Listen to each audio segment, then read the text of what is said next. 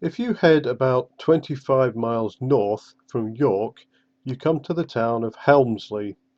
Here there is the stately home of Duncombe Park, set in extensive grounds. Within these grounds is the National Centre for Birds of Prey. It is a bit of a hike from Helmsley Square to the Birds of Prey Centre, but you are rewarded with views of Helmsley Castle. Anyway, on to the birds. This is a spectacled owl found in tropical regions of South America. This is the Eurasian eagle owl, which can be found over much of Europe and Asia. This is a bald eagle, the national bird of the United States. Why, I hear you ask, is it not bald? This is because the word bald originally meant white-haired, which makes a lot more sense.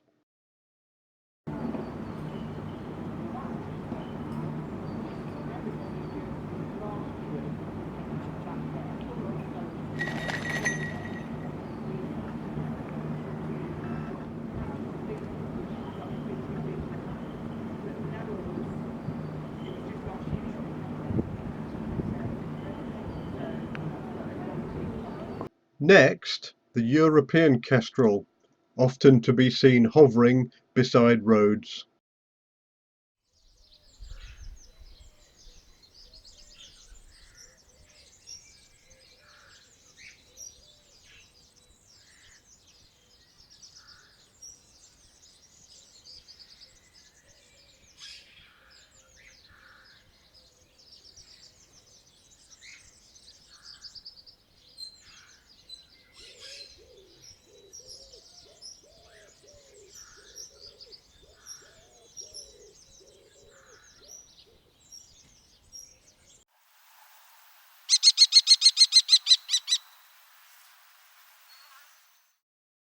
A barn owl, found almost everywhere in the world except polar and desert regions.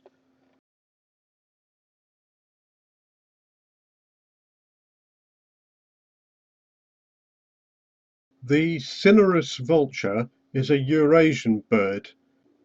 It can be found in Spain and Portugal in the west and as far east as China. Female birds can weigh as much as 14 kilograms, making it one of the heaviest birds in the world.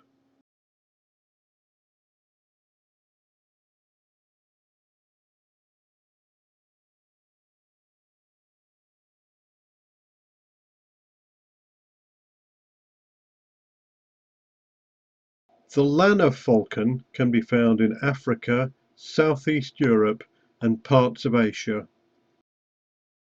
Unlike the peregrine falcon, which it resembles, it usually catches its prey in horizontal flight rather than diving from above. So just bring it a bit closer before I take her away. You can see that brown coloration to the top of her head. That's a definition of a Lanner falcon. But apart from that, they're very similar in coloration to peregrines. So they have that slaty, bluey grey colour. They have the sort of speckled patterns on their chest and around their legs. Very, very beautiful birds. And she's got gorgeous dark yellow feet. But you can see those long toes. And you can see those marble stripes, which are those dark sort of patches underneath her eyes there. So she'll be up on the hawk walk. I'm going to put her out there for a bit of a chill out and a bath after she's finished her food. So she'll be up there after the demonstration. You can go and look at all the birds on the perches. We've still got 3 birds to fly, so I've got to get out of the way. I think this is a yellow-billed kite. It is found mainly in sub-Saharan Africa.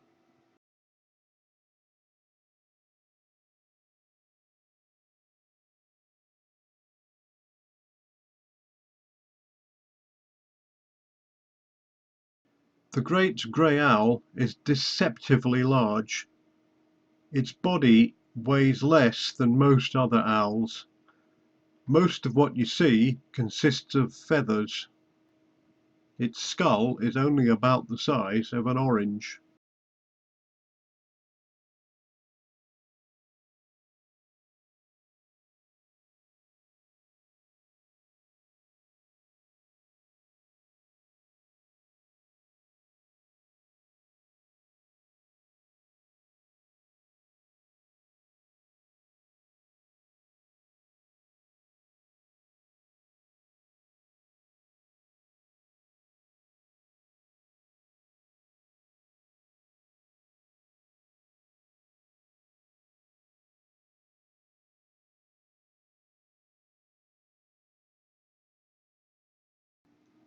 The burrowing owl is very different.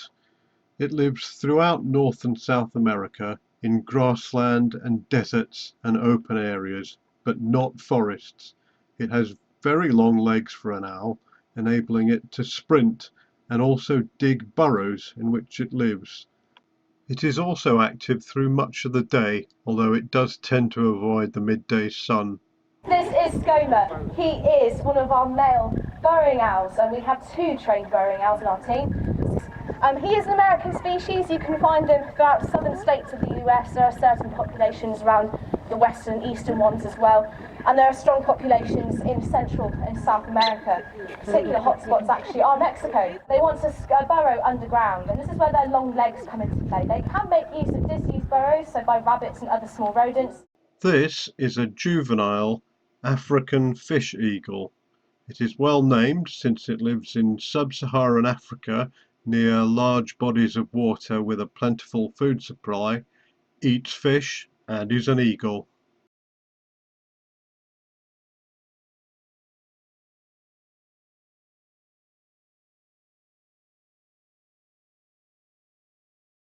This is the grey buzzard-eagle, which lives in open spaces of South America. It is a large bird with a wingspan as high as 6 foot 7 inches. Perching, its wings tend to cover its tail, giving it a tailless appearance. Due to its preference for areas with sparse vegetation, it has benefited from deforestation, moving into areas that were once covered in trees.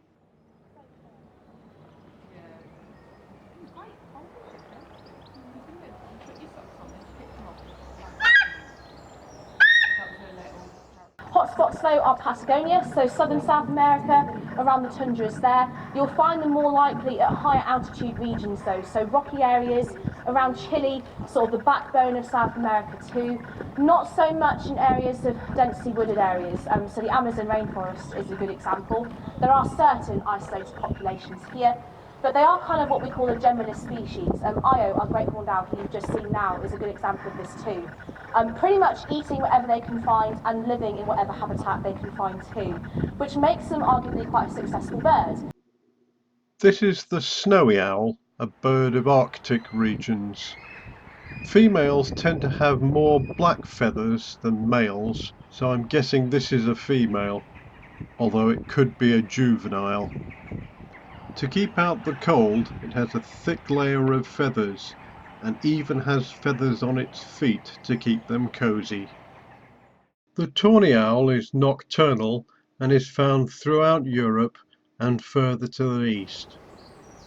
In the UK it is found everywhere except the far northwest of Scotland and for some reason the whole of Ireland. Apparently its eyesight is not much better than a human's, although it has better low light performance. Its hearing, however, is a key to its success at hunting.